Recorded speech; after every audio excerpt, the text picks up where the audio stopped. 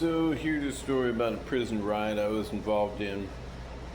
I had already been in jail for 9 or 10 months, something like that, for shooting somebody. I went to jail on that attempted murder charge, which is an assault one, and I got that reduced by taking a plea deal for a year and a half in prison. I got it reduced to assault in the second degree, which is assault with a deadly weapon, and is also a strike offense. So, after waiting for like 9 months to get through trial, because lots of times, like, I saw people who were in jail for years that were there long before I had gotten there, that were still waiting to go to trial, but they wouldn't take a deal. So what the criminal justice system does is they will hold you essentially indefinitely until you take a deal in jail, because they don't really have the resources to take every case to court. And this is how a lot of people who are arguably innocent, and certainly, in my opinion, more innocent than what they are labeled and convicted as, this is how they get those convictions, by holding people until they're essentially get so tired of being in jail that they just want to go to prison, because prison's a lot better than jail for the most part.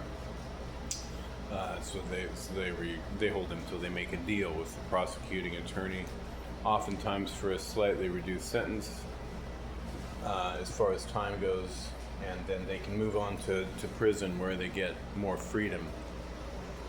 There's surprisingly, unless you're in maximum security, there's quite a bit of freedom that you get if you're in minimum or medium security prison.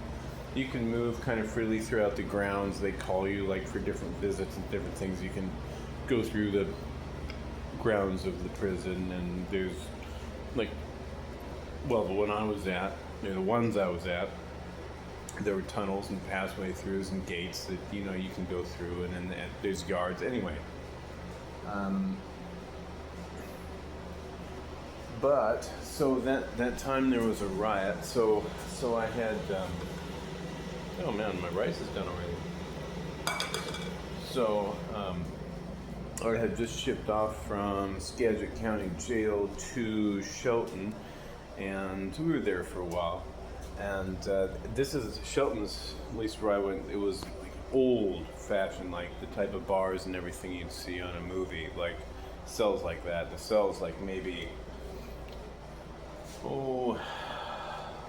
6 feet wide, and maybe 8-10 feet deep, something like that, with a toilet and 2 bunks in that.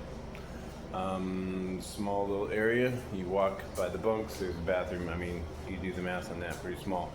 But everybody, for the most part, was already used to that kind of living situation, so it was no big deal.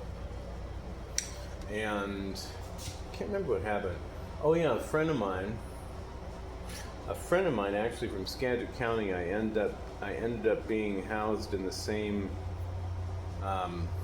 what do they call them, pod or tier? No, it was upper tier, lower tier, the same blocks. That's not really what it's called, but doesn't matter. But so he ended up getting pissed at one of the guards, and he like splashed some water on one of the guards. The guards thought it was pee or whatever, and this escalated into a riot where they ended up having to call the SWAT team. I think even the news was called and stuff. But so after people started after he started it, the guards had come up and down the tier, and people would be like splashing bodily fluids and stuff on the guards and stuff like that. So I felt that I knew it was coming. What they usually do during a riot, because I've been in a few, is they shut the water off. That's one of the first things they do. And one of the first things I do when I get into jail or prison after they ship me is I start harvesting string from whatever. Like, I'll have people give me the socks that they're done with, because like in prison, at least in Shelton, they would, give us fresh socks, fresh underwear every time we were taken out of ourselves to shower. And instead of turning the socks in, I would harvest the string out of those socks and then throw the remainder away. Sometimes I'd have people give me their socks or give me their clothing or whatever, because there's certain strings you can harvest out of there too.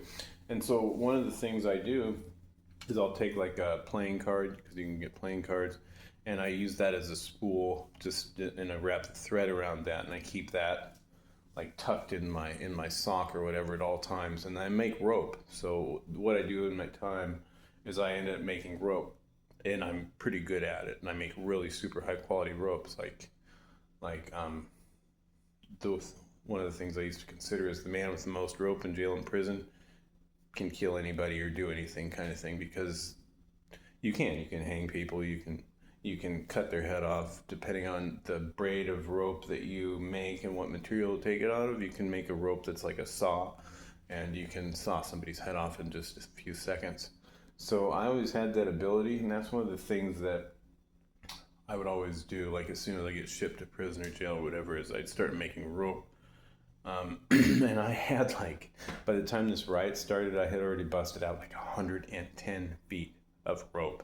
And so I would coil that and tuck that down into my socks, so that when it was time to go out to yard, I would take it with me, because they would toss the cells while we were at yard. And I wasn't really ever found with any of my contraband rope or rope making materials, because I kept them on my person at all time, or tucked in my crotch, as I learned how to do while I was in jail, because I would even survive pat downs that way with them tucked in my in with my testicles.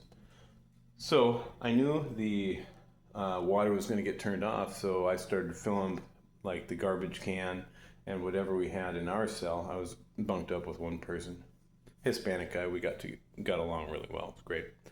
But so I started filling those up, running the water, filling them up, because I knew they were going to shut the water off. And so they did shut the water off, and we were in full blown riot at this time. Like there was a bonfire out in front of our cell, just to the right. Somebody had tossed out all these papers and lit them on fire, because somebody brought in a lighter in their butt or whatever. And so we had a big fire going. Everybody was tossing shit out of their cells, and it was a pretty full blown riot. But unfortunately, everybody was still in their cells, locked up in their cells. So we're doing whatever. I wasn't rioting. I was riding it out and realizing they're going to shut the water off. So it was kind of cool. Is after they did shut the water off, I think for a couple days they had it shut off to subdue the prisoners.